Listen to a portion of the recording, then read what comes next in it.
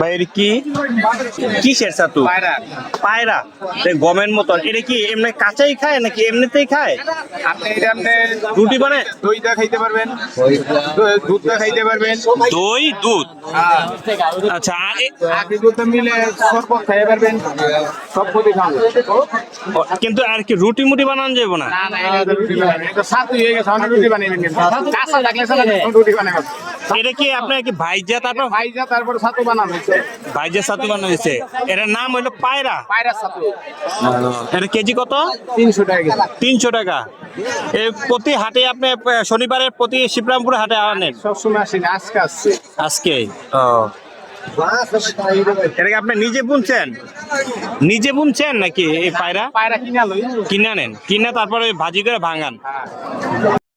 এটা হলো আসল, এটা 300। আর এটা একটু মিক্সচার, এটা কত? এটা 250। এটা 250। ও আসল পায়রা।